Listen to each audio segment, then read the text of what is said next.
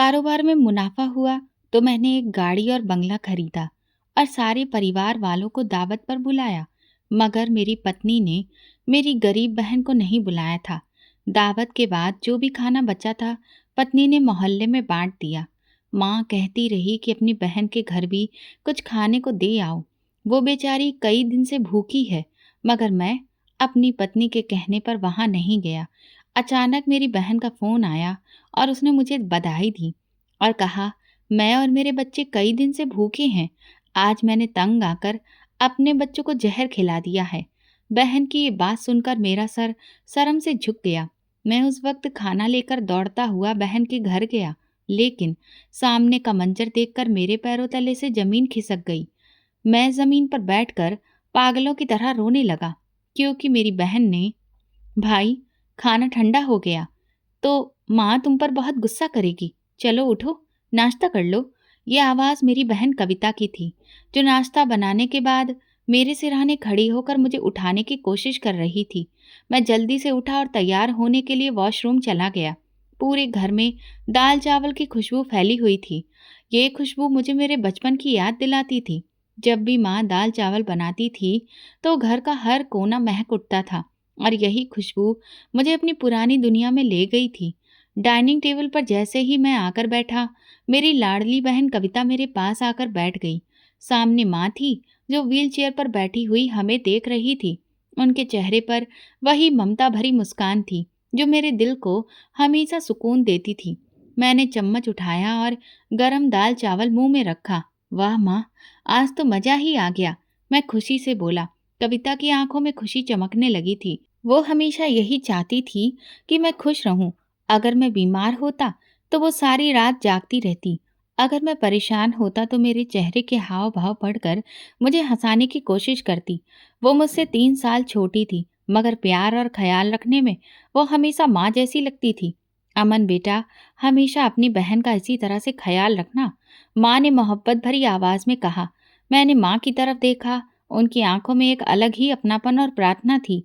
मैं जानता था कि कविता उनके लिए किसी दुआ से कम नहीं थी। मैंने दिल ही दिल में माँ से वादा कर लिया कि मैं हमेशा कविता की सुरक्षा करूंगा, उसकी हर खुशी का ख्याल रखूंगा और उसे कभी किसी तकलीफ में नहीं देखूंगा। कविता की पैदाइश के वक्त माँ और पापा बहुत खुश थे। माँ अक्सर बताया करती थी कि जब मैं 3 साल का था और कविता पैदा हुई तो मैंने पहली बार उसे गोद में लेकर कहा था, ये मेरी गुड़िया है। माँ हंसते हुए कहती है, बेटा, वो दिन और आज का दिन है। तुमने उसे हमेशा अपनी गुड़िया ही समझा, और हकीकत भी यही थी। कविता मुझे 3 साल छोटी होने के बावजूद हमेशा मेरे लिए एक खास जगह रखती थी। वो मेरी बहन ही नहीं, मेरी सबसे अच्छी दोस्त भी थी। जब भी कोई दिक्कत होती तो मैं सबसे पहले कविता से राय मशवरा करता। वो मेरी छोटी बहन होने के बावजूद हमेशा बड़ी बहनों जैसा व्यवहार करती थी। अगर मैं बीमार होता तो वो मेरी सेवा में लग जाती। अगर मैं परेशान होता तो वो मेरा मूड बेहतर करने के लिए कुछ न कुछ मजाकिया बातें कह देती। जब माँ बीमार हुई और व्हील चेयर पर आ गई, तब से कविता की जिम्मेदारियां और बढ़ गई थीं। वो कॉलेज से आते ही घर के कामों में लग जाती, माँ की देखभाल करती और मेरे लिए खाना तैयार करती। मैं कई बार उससे कहता कि वो अपने आराम का भी ख्याल रखे, मगर वो हमेशा हंसते हुए कहती, भाई, मैं तुम्हारी छोटी बहन हूँ। मगर माँ कहती है कि मैं तुम्हारी दूसरी माँ भी हूँ। डाइनिंग टेबल पर खाने के दौरान कविता मुझे कॉलेज के किस्से सुनाने लगी। भाई, आज हमारे कॉलेज में एक नया प्रोफेसर आया है। वो बहुत ही सख्त मिजाज का है। जैसे ही क्लास में दाखिल हुए, सबसे पहले यही सवाल किया कि आप सबने होमवर्क पूरा किया है या नहीं। और जैसे ही किसी ने कहा कि नहीं किया, तो उन्होंने डायरेक्ट रजिस्टर में उसका नाम लिख लिया। मैं हंसने लगा। तो तुमने होमवर्क किया था? कविता ने शरारती मुस्कान के साथ कहा। मैंने तो किया था, पर बबीता ने नहीं कर सकी थी, तो मैंने उसे अपना होमवर्क दे दिया। ये क्या कविता, तुम्हें अपना काम दूसरों को नहीं देना चाहिए, वरना इस तरह तो हर कोई बस तुम्हारा ही मुंह देखने लगेगा। मैंने नरमी से समझाया। अरे भैया, वो मेरी दोस्त है। अगर हम दोस्तों की मदद नहीं करेंगे तो फिर ऐसी दोस्ती का फायदा ही क्या? कविता ने बड़ी ही संजीदगी से कहा। मैं मुस्कुराकर सिर हिलाया। कविता की सबसे बड़ी खूबी यही थी कि वो हर किसी की मदद के लिए हमेशा तैयार रहती थी, चाहे वो दोस्त हो, माँ हो या मैं। कभी भी वो किसी को मायूस नहीं करती थी। रात को जब मैं अपने बिस्तर पर लेटा तो दिन की सारी घटनाओं पर गौर करने लगा। कविता की मासूमियत, माँ की मोहब्बत और हमारी जिंदगी की सादगी। हमारे पास बहुत ज्यादा दौलत नहीं थी, लेकिन हमारे पास जो कुछ था वो दुनिया की किसी भी दौलत से ज्यादा कीमती था। निस्वार्थ मोहब्बत, अपनापन और एक दूसरे के लिए ढेर सारे जज्बात। मैंने एक लंबी सांस ली और दिल में एक बार फिर माँ से किया हुआ वादा दोहराया। मैं हमेशा अपनी बहन का ख्याल रखूंगा। यही वादा मेरे दिल में उतर गया था और मैं जानता था कि जिंदगी के किसी भी मोड़ पर मैं कविता को अकेला नहीं छोड़ूंगा। मेरे पापा अस्पताल की डिस्पेंसरी में काम करते थे और उनकी मेहनत और ईमानदारी की वजह से हमारा घर दूसरे लोगों के घरों से काफी अलग और उनके मुकाबले में बहुत खुशहाल था। पापा को ज्यादा परेशान होने की जरूरत नहीं थी, क्योंकि पापा का दिया हुआ सुकून और सहूलियत का माहौल हमें किसी कमी का एहसास नहीं होने देता था। हमारा 3 कमरों का एक साफ सुथरा हुआ बना घर बाकी घरों से अलग था, जहाँ प्यार और अपनेपन का राज था। मैं और कविता अपनी पढ़ाई में व्यस्त थे और हमारा सबसे बड़ा सपना यही था कि जैसे ही मैं अपनी पढ़ाई पूरी करूं, एक अच्छी नौकरी हासिल करके अपने पापा के सपनों को पूरा कर सकूं। मैंने कई जगह इंटरव्यू दे चुका था और अब बस किसी अच्छे मौके की उम्मीद थी। कविता जल्दी ही ग्रेजुएट होने वाली थी और हम सब मिलकर अपने भविष्य के सुहाने सपनों को बुन रहे थे। जिंदगी आम थी मगर खूबसूरत थी। माँ का चेहरा हमेशा सुकून से भरा रहता था और पापा का सिर हमेशा गर्व से ऊंचा रहता था कि उनके बच्चे मेहनत से पढ़ रहे हैं और एक दिन उनके सपनों को हकीकत में बदल देंगे। लेकिन जिंदगी को शायद हमारी खुशियाँ पसंद नहीं आईं। एक दिन ने सब कुछ बदल दिया। वो एक साधारण सा दिन था। सूरज अपनी रोशनी बिखेर रहा था और मैं रोज की तरह कॉलेज से वापस आया था। कविता हमेशा की तरह माँ के साथ व्यस्त थी और मैं अपनी नौकरी के सिलसिले में एक नए इंटरव्यू की तैयारी कर रहा था। माँ ने खाने की प्लेट मेरे सामने रखी ही थी कि अचानक फोन बजने लगा। फोन उठाते ही मेरे कानों में एक अजीब सी घबराहट भर गई। दूसरी तरफ से किसी अनजान आदमी की घबराई हुई आवाज आई, बेटा तुरंत अस्पताल पहुंचो, तुम्हारे पापा का एक्सीडेंट हो गया है। मेरी सांसें लम्हा भर को रुक गईं। कविता ने मेरी हालत देखी तो तुरंत माँ की तरफ देखा, जो हैरानी से मेरे चेहरे के हाव भाव पढ़ने की कोशिश कर रही थी। मेरे हाथों से फोन लगभग गिर गया और मेरे कदम अपने आप ही बाहर की तरफ भागने लगे। हम सब कुछ ही पलों में अस्पताल पहुंचे, मगर जो नजारा हमारी आंखों के सामने था उसने हमारे वजूद को हिलाकर रख दिया था। पापा सफेद चादर में लिपटे थे। उनके चेहरे पर एक सुकून था, मगर वो हमेशा के लिए खामोश हो चुके थे। मैं अविश्वास से उन्हें देखता रहा। मेरे दिल की धड़कनें जैसे रुकती जा रही थी। कविता माँ के सीने से लगकर फूट फूट कर रोने लगी और माँ की आंखों में वो दर्द था जिसका अंदाजा सिर्फ वही लगा सकते हैं जिन्होंने अपना सब कुछ एक झटके में खो दिया हो। मेरा वो मजबूत बाप, जिसने हमेशा हमें संभाल कर रखा, कभी गिरने नहीं दिया, आज खुद राख के रूप में बदलने जा रहा था। पापा के देहांत के बाद जैसे हमारा सबसे बड़ा सहारा छिन गया था। मैं, जो पहले एक अच्छी नौकरी के सपने देख रहा था, अब मजदूरी के लिए दर दर की ठोकरें खा रहा था। पापा की गैर मौजूदगी ने हमें बेसहारा और बेबस कर दिया था। उनके जाने के साथ ही हमारे वो तमाम रिश्तेदार भी गायब हो गए थे जो कल तक हमें अपने खानदान का सबसे जरूरी हिस्सा समझते थे। बेटा, तुम फिक्र मत करो, भगवान सब ठीक कर देगा। माँ ने मुझे हौसला देने की कोशिश की, मगर मैं जानता था कि उनके दिल में तूफान उठ रहा था। कविता दिन रात माँ के साथ लगकर उन्हें हिम्मत देती थी, मगर मैं जानता था कि उसकी आंखों में छुपे आंसुओं की कीमत कोई नहीं चुका सकता था। मैंने सोच लिया था कि अब मेरी जिंदगी का सिर्फ एक ही मकसद होगा। मैं अपनी माँ और बहन को हर तरह की तकलीफ से बचाकर रखूंगा। मैं हर जगह नौकरी तलाशने की कोशिश करता रहा, मगर हर दरवाजा मुझे बंद ही मिला। मेरे पास डिग्री तो थी, मगर कोई भी अनुभव नहीं था। जहां भी इंटरव्यू देने के लिए जाता, वहीं मुझे अनुभव ना होने की वजह से इनकार कर दिया जाता। फिर आखिरकार मैंने हार मानने की बजाय एक और रास्ता चुन लिया। मैंने मजदूरों के साथ काम सीखना शुरू कर दिया। दिन रात मेहनत की, शरीर छलनी हो जाता था, मगर मैंने कभी भी हिम्मत नहीं हारी। हर ईंट, हर पत्थर, हर ठेला मेरे लिए एक जरिया था अपनी माँ और बहन को बेहतर जिंदगी देने का। फिर देखते ही देखते कुछ महीने गुजर गए और मुझे इस काम में अच्छी खासी महारत हासिल हो गई थी। मैं अब एक आम मजदूर नहीं रहा था, बल्कि मिस्त्रियों के साथ काम सीखकर खुद को एक कारीगर बनाने की ठान ली थी। मेरी मेहनत को देखकर ठेकेदार भी बहुत खुश हुआ और अब वो खुद मुझे अच्छी जगह पर काम के लिए भेजने लगा था। पापा की पेंशन भी मिल रही थी और मेरी मेहनत से घर का गुजारा भी होने लगा था। जितनी भी मैं मेहनत कर रहा था, इसके बावजूद भी एक अजीब सी शिकायत हमेशा मेरे दिल में रहती थी। मैं अपने पिता को खो चुका था और अब मेरी जिंदगी सिर्फ मेहनत और कुर्बानी के नाम पर थी। माँ की तबीयत दिन ब दिन कमजोर होती जा रही थी और कविता पहले से ज्यादा खामोश रहने लगी थी। एक रात जब मैं देर से घर आया तो देखा कविता माँ के पास बैठी कुछ लिख रही थी। मैंने उससे पूछा, कविता क्या कर रही हो? वो चौंक गई और तुरंत कागज छुपा दिया। मैंने नरमी से उसका हाथ पकड़ा और कहा, मुझसे कुछ छुपा रही हो? कविता की आंखों में आंसू आ गए। उसने धीरे से कहा, भाई मैं अपने दिल की बात लिख रही थी। पापा के जाने के बाद से मैं बहुत उदास हूँ, लेकिन माँ के लिए हंसती हूँ, तुम्हारे लिए मुस्कुराती हूँ, मगर अंदर से बहुत खाली महसूस करती हूँ। ये सुनकर मेरा दिल जैसे टूट गया। मैं जानता था कि मेरे पास कविता को देने के लिए ज्यादा कुछ नहीं था, सिवाय प्यार और सुरक्षा के। मैंने उसे गले लगा लिया और दिल में एक और वादा किया, मैं तुम्हें कभी अकेला नहीं छोड़ूंगा। पापा के देहांत के बाद जिंदगी का एक नया सफर शुरू हो चुका था।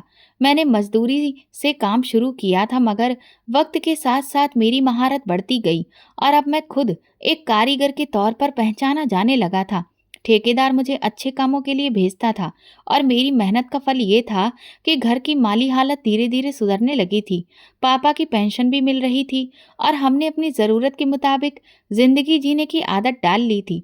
लेकिन जिंदगी सिर्फ आर्थिक हालत से नहीं चलती, उसमें जज्बात और रिश्ते भी बहुत ज़रूरी होते हैं। माँ की सबसे बड़ी फिक्र अब कविता की शादी थी। एक दिन जब मैं काम से वापस आया तो माँ ने मुझे बुलाकर कहा, बेटा कविता के लिए एक अच्छा रिश्ता आया है। ये सुनकर मेरे दिल में एक अजीब सी हलचल मच गई। कविता अभी भी मेरी नज़र में वही छोटी सी बहन थी जो मेरे साथ हंसती खेलती रहती थी, मेरे लिए खाना संभालती थी और मेरी छोटी छोटी परेशानियों को अपनी मानकर उनका हल निकालती थी। मुझे लगा जैसे मैं उसे खुद से अलग करने के लिए तैयार नहीं हूँ। मैंने तुरंत कहा, पहले मेरी शादी करिए, फिर कविता की। माँ ने गहरी सांस ली और मुझे प्यार से देखा। बेटा बेटियां तो पराया धन होती हैं, उनके अच्छे नसीब का दरवाजा जब खुल जाए तो देर नहीं करनी चाहिए।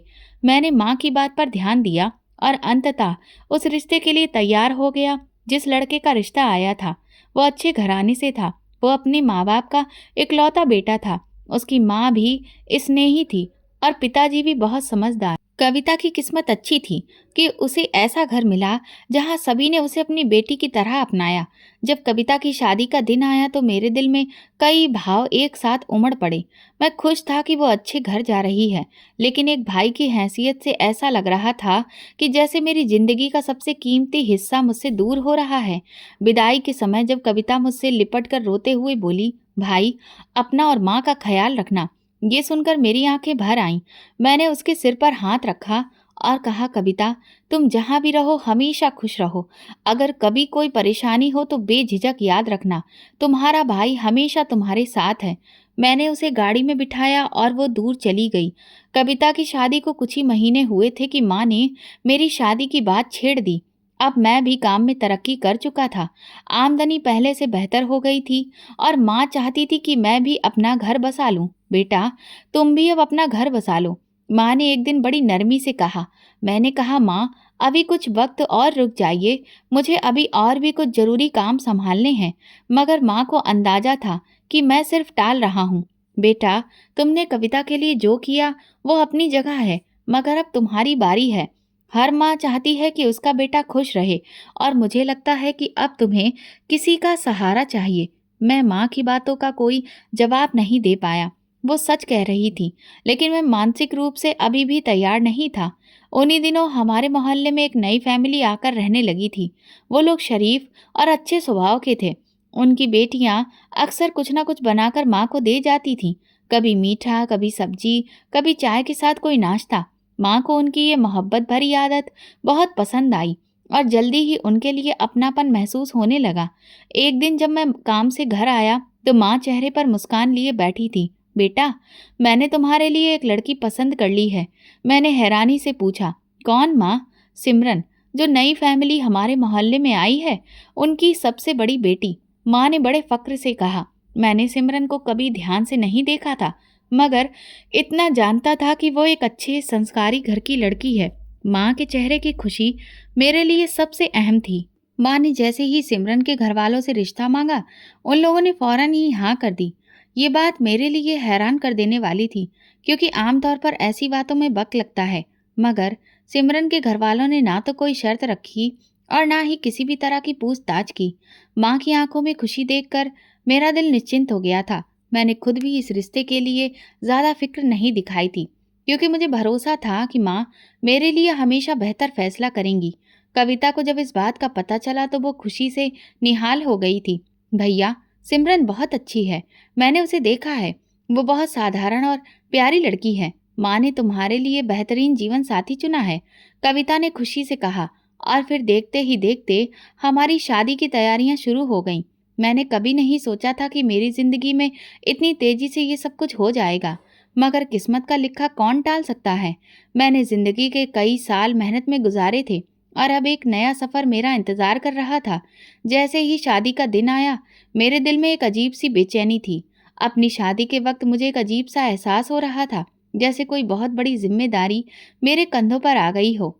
कविता की शादी पर मैं एक मजबूत भाई था, मगर अपनी शादी पर मेरे दिल में एक अलग ही हलचल थी। सिमरन के साथ मेरी ज्यादा बातचीत नहीं हुई थी, लेकिन शादी के बाद जब मैंने पहली बार सिमरन को ध्यान से देखा तो मैं हैरान रह गया। वो वाकई बहुत खूबसूरत थी, मगर उसकी असली खूबसूरती उसके स्वभाव में थी। शादी के बाद वो बहुत जल्द हमारे दिलों में अपनी जगह बनाने में कामयाब हो गई। वो माँ का बहुत ख्याल रखने वाली और मेरी जिंदगी में भी एक नया रंग भरने वाली बन गई थी। जिंदगी अब पहले से बेहतर हो चुकी थी। कविता भी अपने घर पर खुश थी और मैं भी अपने नए सफर पर खुशी खुशी चल रहा था। मैं जब भी काम से वापस आता तो ये देखकर मुझे बहुत खुशी होती कि मेरी पत्नी माँ का बहुत ख्याल रख रही है। वो उनके खाने पीने से लेकर दवाओं तक का ख्याल रखती और हर काम में मदद करती। मुझे लगा जैसे मैंने एक ऐसी पत्नी पाली है जो ना सिर्फ मेरा बल्कि मेरी माँ का भी पूरा ख्याल रखेगी। कविता भी ये सब देखकर खुश थी। उसकी शादी को 2 साल होने को आए थे और भगवान ने उसे चांद जैसा बेटा दिया था। जब उसके यहाँ बच्चे की पैदाइश हुई तो हम सब बहुत खुश थे। मैंने तुरंत कविता के घर जाने की तैयारी शुरू कर दी और सिमरन भी मेरे साथ चलने को बेताब थी। हमने काफी सारे गिफ्ट्स खरीदे और हम सब मिलकर कविता के ससुराल पहुंचे। कविता के चेहरे पर माँ बनने की खुशी साफ दिख रही थी और मैंने पहली बार उसे इस तरह चमकते हुए देखा था। हम सबके लिए वो दिन खुशी का दिन था, मगर किस्मत शायद हमें ज्यादा देर तक खुश नहीं देखना चाहती थी। कबीर, कविता का पति, अपने काम से वापस आ रहा था कि एक तेज रफ्तार गाड़ी ने उसे टक्कर मार दी। हादसा इतना गंभीर था कि वो मौके पर ही दम तोड़ गया। ये खबर हमारे लिए किसी कयामत से कम नहीं थी। मैं जब ये सुनकर बैठा तो मेरा दिल जैसे धड़कना ही भूल गया था। कविता का खुशियों से भरा घर उजड़ गया था और मैं सपने में भी ये बात सोच नहीं सकता था कि वो किस तकलीफ से गुजर रही होगी।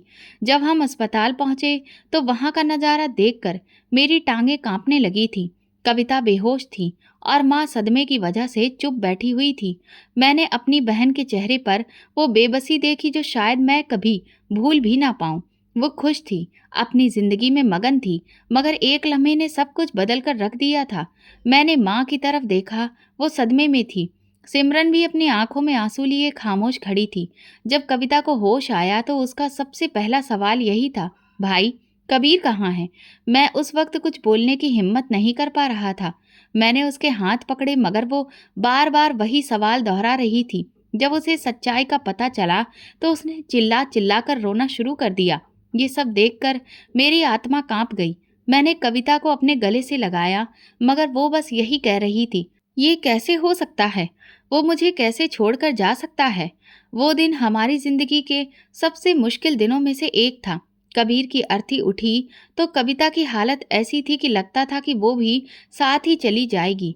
मैंने अपनी बहन को इतना कमजोर कभी नहीं देखा था। वो जो हमेशा हंसती मुस्कुराती रहती थी, आज एक बेजुबान बुत की तरह जमीन पर बैठी थी। माँ उसके पास बैठी उसे तसल्ली देने की कोशिश कर रही थी, मगर हम सब जानते थे कि उसका दुख ऐसा है जो किसी के भी शब्दों से कम होने वाला नहीं था। अंतिम संस्कार के बाद कविता के ससुराल वालों ने उससे कहा कि वो अपने बेटे के साथ वहीं रहे। उसकी सास ने कहा, बेटा, अब तुम ही मेरे बेटे की आखिरी निशानी हो। मैं तुम्हें कहीं भी जाने नहीं दूंगी। मैंने कविता को देखा। वो आंसुओं में डूबी हुई थी। मैं चाहता था कि वो हमारे साथ चले, मगर मैं जानता था कि उसके लिए अपने पति का घर छोड़ना आसान नहीं होगा। हम वापस आ गए, मगर हमारे दिलों में एक बहुत बड़ा दुख था।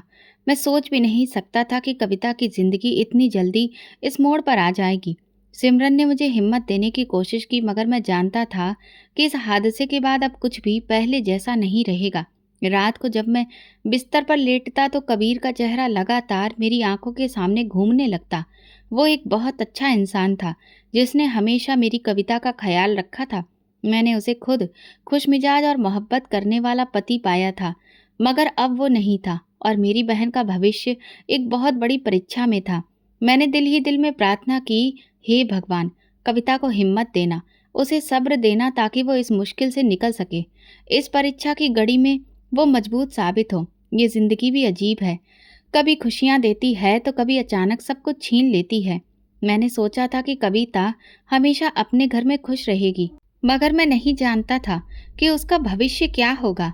मैं बिस्तर से उठकर बाहर गया, जहां माँ हाथ में माला लिए फेर रही थी और आंखें बंद कर भगवान से प्रार्थना कर रही थी।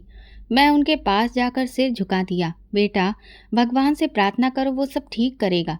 माँ की आवाज में दुख था, मगर उम्मीद भी थी। मैंने आसमान की तरफ देखा और दिल में सोचा, क्या मेरी बहन की खुशियाँ कभी वापस आ पाएंगी? कबीर के जाने के बाद जब सब कुछ खामोश हो गया, तो मैंने कविता से कहा कि वो हमारे साथ घर वापस चल चले। वो इस समय के बाद बहुत ज़्यादा कमज़ोर हो चुकी थी और मैं चाहता था कि वो कुछ वक्त के लिए ही सही हमारे पास आकर संभल जाए। मगर जैसे ही मैंने ये बात कही, उसकी सास रोने लगी और कांपती हुई आवाज़ में कहने लगी, बेटा, मेरा पोता ही अब मेरा आखिरी सहारा है। कविता को मुझसे मत छीनो। कविता के चेहरे पर दुख और बेबसी थी।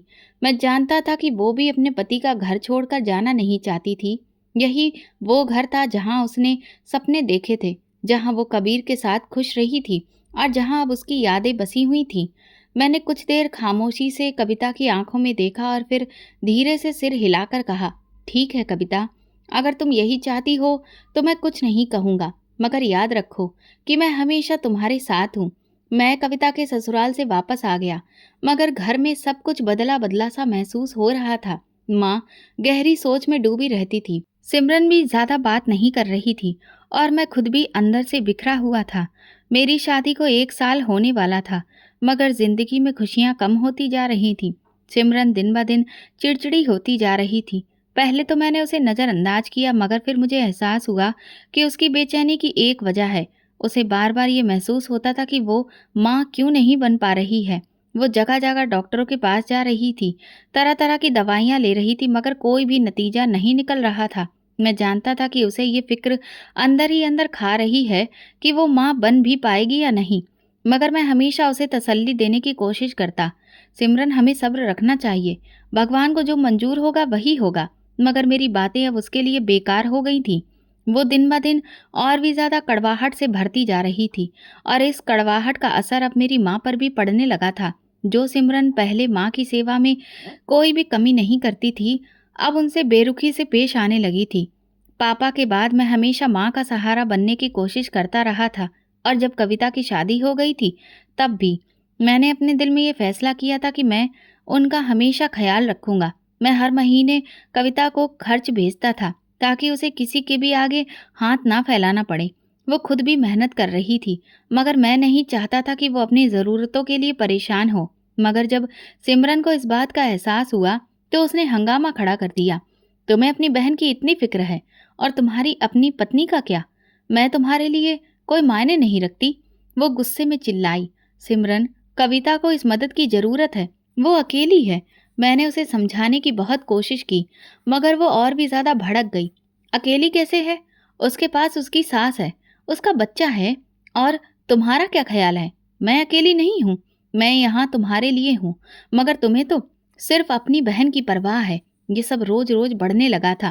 पहले तो मैंने उसका गुस्सा नजरअंदाज किया, मगर जब उसने माँ के साथ कठोरता और बदतमीजी की तो मुझे सहन नहीं हुआ।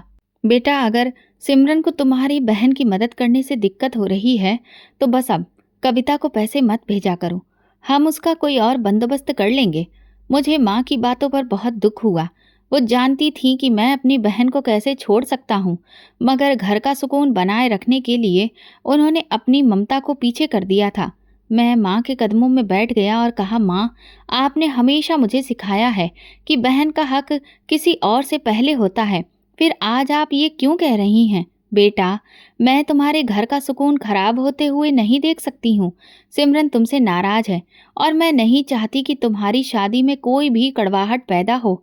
मैं माँ के चेहरे को देखकर बेबस हो गया। वो नहीं चाहती थी कि मैं कविता से रिश्ता तोड़ूं, मगर सिमरन के अंदर भर रही नफरत से भी वो डर रही थी। मैंने फैसला कर लिया था कि अब मैं सिमरन को बताए बिना ही कविता की मदद करूंगा। अब मैं चुपके चुपके अपनी बहन के घर कुछ ना कुछ पैसे पहुंचा देता था, कभी किसी दोस्त के जरिए तो कभी खुद जाकर और कभी कोई बहाना बनाकर। मगर मैं नहीं जानता था कि मेरी छुपी हुई मदद का राज कब तक छुपा रहेगा। सिमरन के दिल में मेरे लिए तलखी बढ़ती जा रही थी। वो अब ना सिर्फ मेरी बहन बल्कि मेरी माँ से भी दूर होने लगी थी। माँ की आंखों में वही पुरानी ममता थी, मगर उनकी एक खामोशी सब कुछ बयां कर रही थी। ये शादी अब सिर्फ एक रिश्ते का नाम रह गई थी, जिसमें मोहब्बत कम और शिकायतें बहुत ज़्यादा हो चुकी थीं। कभी कभी रात को मैं जागता और सोचता कि ये सब कहाँ गलत हो गया। क्या सिमरन ठीक कह रही थी? क्या मैं अपनी बहन को ज़्यादा ही अहमियत दे रहा था? मगर दिल हमेशा एक ही जवाब देता, बहन का हक सबसे पहले होता है। अगर जिंदगी ने और भी इम्तिहान लेने थे तो मैं नहीं जानता था कि आगे क्या होने वाला है, मगर ये ज़रूर महसूस कर रहा था कि तूफान करीब है और मैं उसके लिए अभी तैयार नहीं था। मैं अब एक कामयाब ठेकेदार बन चुका था। मजदूरी से लेकर काम सीखने और फिर खुद काम देने तक का सफ़र आसान नहीं था, मगर मैंने कभी हिम्मत नहीं हारी थी। मेरे लिए सबसे बड़ी खुशी यही थी कि अब मैं अपनी बहन कविता की छिपकर मदद कर सकता था। सिमरन के तीखे रवैये की वजह से मैं उसे खुलकर कुछ भी नहीं दे सकता था, मगर मैं हर मुमकिन कोशिश करता कि कविता को किसी भी चीज़ की कमी ना हो। कविता खुद भी मेहनत मजदूरी करके अपना गुजारा कर रही थी। उसने सिलाई का काम शुरू कर दिया था और अपने बेटे की ज़रूरतें पूरी करने की कोशिश कर रही थी। मैं जब भी मौका मिलता उसके लिए कुछ न कुछ भेज देता, कभी कपड़े, कभी दवाइयाँ, कभी थोड़े से पैसे। वो हमेशा शुक्रिया अदा करती, मगर मैं जानता था कि वो ये सब खुशी से नहीं ले रही थी, बल्कि सिर्फ अपने बेटे के लिए स्वीकार कर रही थी। जिंदगी बहुत मुश्किल थी, मगर जैसे तैसे चल रही थी। लेकिन फिर वो दिन आया जिसने मेरी बहन को एक और बहुत बड़े इम्तिहान में डाल दिया था। कविता का बेटा अचानक बहुत बीमार हो गया। उसे तेज बुखार था और 2 दिन में उसकी हालत इतनी ज़्यादा बिगड़ गई कि वो बेहोश होने लगा। कविता ने घर में जो भी दवाइयाँ रखी थीं वे सारी आजमा ली, मगर उसके बेटे पर कोई असर नहीं हुआ। जब वो अस्पताल लेकर गई तो डॉक्टर ने कहा कि बच्चे को फौरन एडमिट कराना होगा, वरना उसकी हालत और भी ज़्यादा बिगड़ सकती है। कविता के पास अस्पताल के खर्चों के लिए पैसे नहीं थे। उसने पहले अपनी सास से मदद मांगी, मगर वो खुद परेशान हालत में थी। ज़्यादा कुछ नहीं कर सकती थी, सिर्फ प्रार्थना कर सकती थी। आखिरी उम्मीद के तौर पर कविता अपने मायके चली आई। वो बहुत रो रही थी। उसकी आंखों में डर और बेबसी थी। जैसे ही वो घर पहुंची, माँ ने उसे देखा और तुरंत अपनी व्हील चेयर से उठने की कोशिश की। कविता, क्या हुआ बेटी? तुम इतना क्यों रो रही हो? कविता माँ के गले लगकर फूट फूट कर रोने लगी। माँ, मेरा बच्चा बहुत बीमार है। डॉक्टर ने कहा है कि उसे तुरंत अस्पताल में एडमिट कराना होगा, मगर मेरे पास पैसे नहीं हैं। ये सुनकर माँ का चेहरा सफ़ेद पड़ गया। वो जानती थी कि मेरे बिना घर में ज़्यादा पैसे नहीं थे। मैं उस समय एक बड़े प्रोजेक्ट के सिलसिले में शहर से बाहर गया हुआ था और माँ के पास उसे देने के लिए कुछ नहीं था। माँ ने एक लम्हा भी गवाए बिना सिमरन के पास जाने का फैसला किया। वो धीरे धीरे उसके कमरे की तरफ बढ़ी और दरवाजे पर दस्तक दी। सिमरन बेटा, मुझे तुमसे एक बहुत ज़रूरी बात करनी है। सिमरन, जो पहले ही माँ से दूर हो चुकी थी, बेजारी से दरवाज़ा खोलकर खड़ी हो गई। जी, कहिए, क्या हुआ? बेटा, कविता का बेटा बहुत बीमार है। उसे अस्पताल ले जाना है और हमारे पास पैसे नहीं हैं। अगर तुम कुछ मदद कर सको तो भगवान तुम्हें हमेशा खुश रखेगा।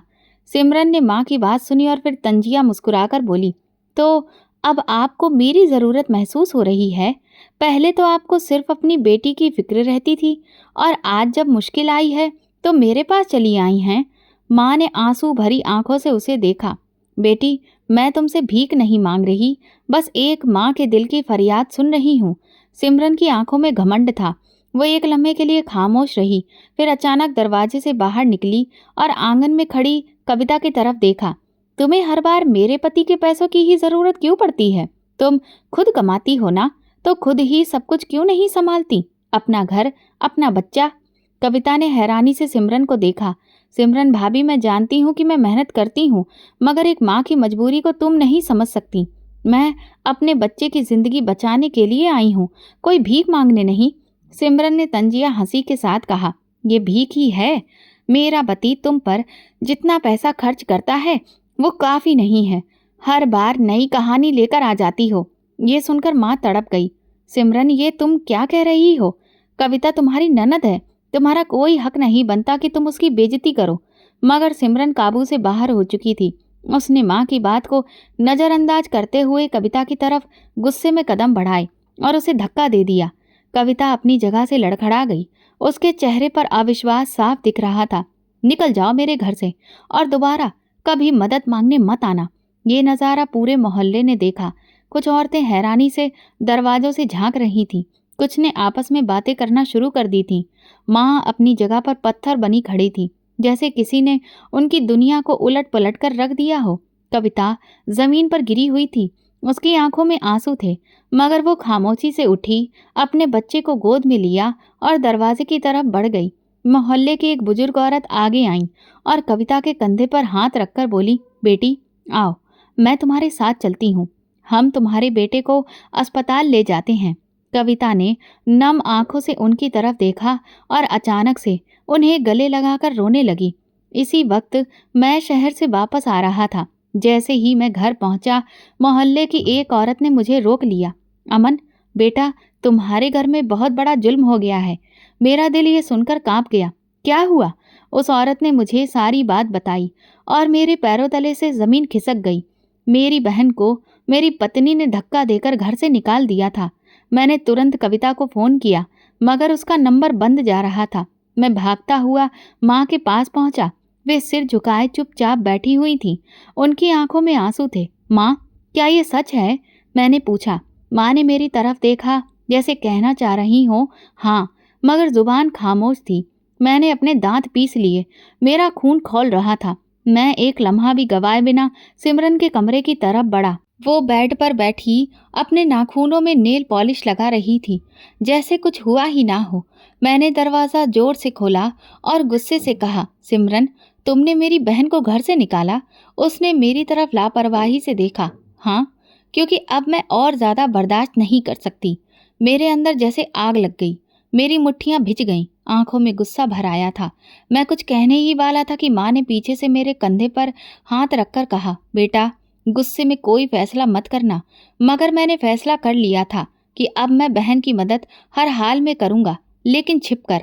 अब जब भी मैं चुपचाप कविता के घर जाता और उसे कुछ देने की कोशिश करता, तो उसकी सास मेरे साथ बहुत ही कठोर व्यवहार करती और मुझे वहाँ से निकाल देती।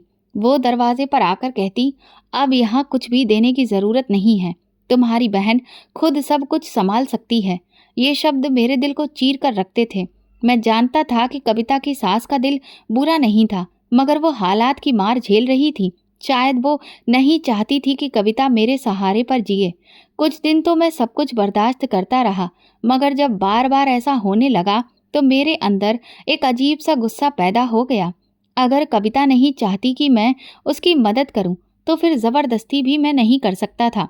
मैंने दिल से खुद को समझाया और फिर बहन के घर जाना छोड़ दिया। ये फैसला मेरे लिए आसान नहीं था, मगर सिमरन के साथ रोज की लड़ाइयाँ और कविता के ससुराल में बेइज्जती देखकर मुझे लगा कि शायद यही ठीक है। दिन गुजर रहे थे और मेरी जिंदगी का एक और मोड़ आ गया था।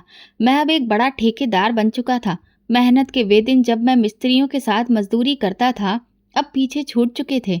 मेरा काम दिन ब दिन बढ़ रहा था और भगवान ने मेरे काम में और भी ज़्यादा बरकत डाल दी थी। एक दिन एक बहुत बड़े प्रोजेक्ट का ठेका मेरे हाथ में आया। ये काम पूरा होने के बाद मुझे इतनी बड़ी रकम मिली कि मैंने तुरंत एक नई और महंगी गाड़ी खरीद ली। वो दिन मेरी ज़िंदगी का एक बहुत बड़ा दिन बन गया था। सुबह मैंने अपनी गाड़ी को ध्यान से देखा। दिल में खुशी की एक लहर दौड़ गई कि आज मैं उस मुकाम पर पहुंच चुका हूं जहां कभी सपने में भी नहीं सोच सकता था। मैंने गाड़ी को चमकाते हुए सिमरन की तरफ देखा। वो भी बहुत खुश लग रही थी। अमन, हमें इस गाड़ी की खुशी में भगवान के नाम पर खाना बांटना चाहिए, सिमरन ने कहा। मैं हैरानी से उसे देखने लगा। ये बात तुमने कही है? हाँ, क्यों नहीं? भगवान ने हमें दिया है तो हमें भी देना चाहिए ना, सिमरन ने मुस्कुराते हुए कहा। ये सुनकर मुझे बहुत खुशी हुई। मैंने सोचा शायद सिमरन का दिल अब नरम हो रहा है। ये बात बहुत अच्छी थी। सिमरन, चलो आज हम ढेर सारा खाना बनवाते हैं और पूरे मोहल्ले में बांटते हैं, मैंने तुरंत कहा।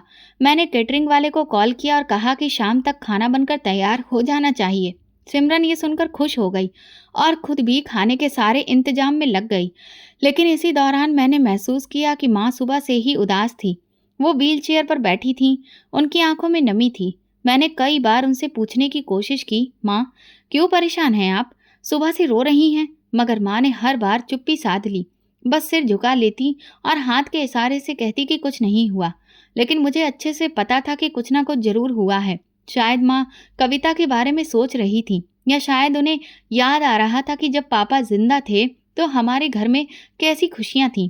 शाम तक खाने के बड़े बड़े बर्तन आ चुके थे। सिमरन भी पूरे जोश से काम कर रही थी। पूरे मोहल्ले में खाना बांटने की तैयारी चल रही थी। मैंने माँ को दोबारा ध्यान से देखा। वो खामोशी से आंगन में ताक रही थी, जैसे कुछ कहना चाह रही हो मगर कह नहीं पा रही हो। मैं जब कमरे में ट्रे रखने के लिए कदम बढ़ाया तो माँ ने मुझे पुकार लिया, बेटा एक बात कहूँ? मैं तुरंत उनके पास गया और बोला, हाँ कहिए माँ। माँ की आंखों में आंसू थे। उन्होंने धीरे से कहा, बेटा कुछ खाना अपनी बहन को भी भेज देना, वो भूखी है। ये सुनकर मेरे पैरों तले से जमीन खिसक गई। क्या माँ, कविता भूखी है? माँ ने सिर झुका लिया, जैसे उनकी हिम्मत नहीं हो रही थी कि और कुछ बोल सके। मेरी सांस रुकने लगी। कविता भूखी थी। मेरी बहन जो कभी हंसाती थी, जो मुझे हमेशा कहती थी, भाई मैं खुद सब संभाल लूंगी, वो भूखी थी। मुझे एक झटका लगा। मैंने तुरंत सिमरन की तरफ देखा। वो खुशहाल अंदाज में खाने के सारे अरेंजमेंट्स देख रही थी। मुझे याद आया कि आज सुबह सिमरन ने मुझसे कहा था कि मोहल्ले में खाना बांटना चाहिए, मगर मेरी बहन। मैंने माँ की आंखों में गहराई से देखा। मैंने एक पल के लिए सिमरन के बारे में सोचा, मगर फिर माँ के शब्द कानों में गूंजने लगे, बेटा कुछ खाना अपनी बहन को भी भेज देना, वो बहुत भूखी है। मुझे गुस्सा भी आ रहा था और दुख भी हो रहा था। मैंने मन में कहा, माँ फिक्र मत करिए, मैं कविता के लिए खाना लेकर जा रहा हूँ। जैसे ही मैंने किचन की ओर कदम बढ़ाया, सिमरन ने तेज नजरों से मुझे घूरा। अमन, तुम कहाँ जा रहे हो? कविता के लिए खाना लेकर जा रहा हूँ, मैंने गुस्से में जवाब दिया। सिमरन के चेहरे पर एक अजीब सी मुस्कान आई, जैसे वो यही सुनने के लिए खड़ी थी। पहला अधिकार पड़ोसियों का होता है अमन, अगर खाना बच गया तो दे देना। ये कहकर उसने खुद खाना की बड़ी प्लेट बाहर भिजवाई। मेरा दिल जैसे किसी ने मुट्ठी में भींच लिया हो। मैं खामोशी से खड़ा था। मेरी आंखों के सामने वो लम्हा था जब मैं कविता की शादी के दिन उससे वादा कर रहा था, कविता मैं हमेशा तुम्हारा ख्याल रखूंगा। मगर आज मेरी बहन भूखी थी। सिमरन ने पूरे मोहल्ले में खाना बांट दिया और मैं बेबसी से सब कुछ देखता रहा। माँ की आंखों में आंसू थे, मगर कुछ कह नहीं सका। सब कुछ निपट जाने के बाद मैंने ज़रूरी काम का बहाना बनाया और घर से निकल गया। एक होटल से अच्छा खाना पैक कराया और सीधा कविता के घर पहुंचा। दरवाजे पर दस्तक दी तो मेरे छोटे से मासूम भांजे ने दरवाज़ा खोला। उसकी हालत देखकर मेरे पैरों तले से जमीन खिसक गई। वो ज़मीन पर घिसट कर चल रहा था, क्योंकि उसकी टांगें सूख चुकी थीं। मेरी बहन थी और उसके ससुराल वालों की हालत देखकर पता चला कि वो लोग 3 दिन से सिर्फ पानी और सूखी रोटी पर गुजारा कर रहे थे। ये देखकर मेरा दिल दर्द से फट गया। मैंने अपनी बहन को रोते हुए सीने से लगा लिया और फैसला कर लिया कि अब किसी को मेरी बहन पर जुल्म नहीं करने दूंगा। बहन, तुम लोगों की ये हालत कैसे हो गई? मैंने कांपती आवाज में पूछा। कविता ने मेरी तरफ देखा। उसकी आंखों में आंसू थे। भाई, हम 3 दिन से सिर्फ पानी और सूखी रोटी पर ही जी रहे हैं। आज शाम को भी सिर्फ पानी और कुछ टुकड़े ही मिले थे। मेरा दिल जैसे मुट्ठी में आ गया हो। तुमने मुझे फ़ोन क्यों नहीं किया? मैंने किया था भैया, मगर आपका नंबर बंद जा रहा था और माँ ने सिमरन से मदद मांगी तो उसने हमें धक्के देकर निकाल दिया। ये सुनते ही मेरा खून खौल उठा। मुझे लगा जैसे दिमाग सुन्न हो गया हो। मैंने खाना उसके सामने रखा और कविता के बेटे को गोद में लेकर उसके सिर पर हाथ रखा। आज के बाद तुम्हें किसी के आगे हाथ फैलाने की ज़रूरत नहीं है। मैंने गुस्से में कविता का हाथ पकड़ा और सीधा उसे अपने घर ले आया। जैसे ही मैं घर में दाखिल हुआ, सिमरन ने हमें देखते ही गुस्से में चिल्लाना शुरू कर दिया। ये क्या कर रहे हो अमन? इसे वापस यहाँ से ले जाओ। मैं तुम्हारी बहन को अब इस घर में बिल्कुल भी एक्सेप्ट नहीं करूँगी। ये शब्द सुनते ही मेरा गुस्सा और बढ़ गया। मैं आगे बढ़ा और सिमरन को एक जोरदार थप्पड़ जड़ दिया। अगर तुमने मेरी बहन के बच्चे के इलाज के लिए उस दिन पैसे दे दिए होते तो मेरा भांजा आज लाचारों की तरह ना दिख रहा होता। सिमरन ये देखकर सहम गई। माँ और कविता तुरंत मेरे सामने आ गई। बेटा, गुस्से में कोई गलत हरकत मत करो। माँ ने मुझे रोकने की कोशिश की। कविता ने भी हाथ जोड़कर कहा, भैया प्लीज सिमरन को माफ कर दो। लेकिन मैं भला उसे क्या माफ करता? सिमरन के सिर पर तो नफरत का भूत सवार था। वो मुझे सबक सिखाना चाहती थी, जताना चाहती थी कि शादी के बाद एक पति के लिए सिर्फ और सिर्फ उसकी पत्नी जरूरी होती है और कोई नहीं। और इसी के चलते कि मुझे अपनी गलती का एहसास हो कि मैंने उसे ना चुनकर अपनी बहन को चुना, उसने अपने मायके जाने का फैसला कर लिया। कविता और माँ ने उसे रोकने की बहुत कोशिश की। मुझे भी समझाया कि मैं उसे रोकूं, लेकिन मैं बहुत अच्छे से जानता था कि अब सिमरन को बातों से समझाया नहीं जा सकता। जब तक वो खुद अपनी गलती का एहसास ना करे, तब तक उससे कोई उम्मीद करना बेकार था। और इसी वजह से मैंने उसे नहीं रोका। उसे ये समझ नहीं आ रहा था कि वो खुद को मेरी बहन के साथ बराबरी में रख रही थी, जबकि वो ये भूल रही थी कि जितनी ज़रूरी मेरे लिए मेरी माँ और बहन हैं, उतनी ही वो भी है। लेकिन वो चाहती थी कि मेरी ज़िंदगी में बस सिर्फ उसका ही वजूद रहे और किसी का नहीं। सिमरन के जाने के बाद मुझे उसकी कमी ज़रूर महसूस होती थी, लेकिन मैं भगवान पर भरोसा रखकर सिर्फ इस उम्मीद में जी रहा था कि एक दिन वो अपने किए की माफ़ी मांगेगी और उसे अपनी गलती का एहसास होगा कि उसने कितना गलत फैसला लिया था। मेरी माँ और कविता को इस बात का बहुत दुख था कि उनकी वजह से मेरी बसी बसाई गृहस्थी उजड़ गई और इसीलिए वे हर वक्त उदास रहती थी। लेकिन मैंने उन्हें समझाने की कोशिश की कि कभी-कभी कुछ नया बसाने के लिए पहले उजाड़ना भी ज़रूरी होता है। पर उस समय उन्हें मेरी ये बात समझ नहीं आ रही थी। धीरे-धीरे समय बीतता गया। तकरीबन 1 महीने बाद एक दिन शाम के वक्त दरवाज़ा बजा। मैंने दरवाज़ा खोला तो सामने सिमरन खड़ी थी। उसकी हालत बहुत खराब थी। मुझे देखते ही वो मेरे पैरों में गिर पड़ी और फूट-फूट कर रोने लगी। मैंने उसे तुरंत उठाया और अंदर बिठाकर पानी पिलाया। कविता और माँ भी चुपचाप उसे देख रही थी। हम में से किसी को भी समझ में नहीं आ रहा था कि ये क्या हो गया। सिमरन ने तुरंत उठकर मेरी माँ और कविता से माफ़ी मांगी। उसने कहा, मुझसे बहुत बड़ी गलती हो गई। मेरा दिमाग 7वें आसमान पर पहुंच चुका था।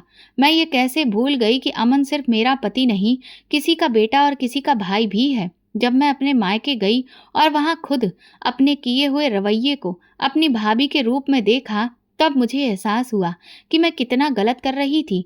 मेरी भाभी हर वक्त मेरे भाई को हम बहनों और माँ से दूर करने की कोशिश करती थी। अगर मेरा भाई थोड़ा बहुत भी हमारी मदद कर देता या माँ के लिए कुछ खरीद लाता तो वो हंगामा मचा देती थी। मुझे उस पर बहुत गुस्सा आता था। मैं यही सोचती थी कि शादी हो गई है तो क्या अब उसका हमसे कोई रिश्ता नहीं रहा। तब मुझे एहसास हुआ कि यही सब तो मैं भी आप लोगों के साथ कर रही थी। जब ये दुख मैंने खुद सहा, तब मुझे समझ में आया कि कविता को कितना बुरा लगता होगा। और माँ जी, आपने भी तो कितना कुछ सहा होगा।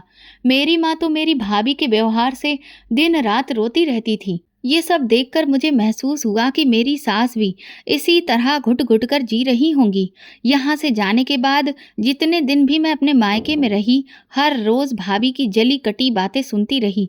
लेकिन मुझ में इतना घमंड था कि आप सबको गलत साबित करने के लिए मैं वहाँ अपनी बेइज़्ज़ती करवाने के बाद भी रुकी रही। आज मेरी भाभी ने मुझे धक्के मारकर घर से निकाल दिया। मैंने जो सुलूक कविता के साथ किया था, आज वही भगवान ने मुझे मेरे कर्मों के साथ लौटा दिया। मैं अपने किए पर बहुत शर्मिंदा हूँ और आप सबसे माफ़ी चाहती हूँ। मुझे अब अच्छे से एहसास हो गया है कि मैं कितनी बड़ी गलती कर रही थी और अपनी गृहस्थी को खुद ही बर्बाद कर रही थी। मेरा मन कलंकित था और शायद इसीलिए भगवान ने मुझे ये सज़ा दी कि उसने मुझे अब तक माँ बनने का सुख नहीं दिया।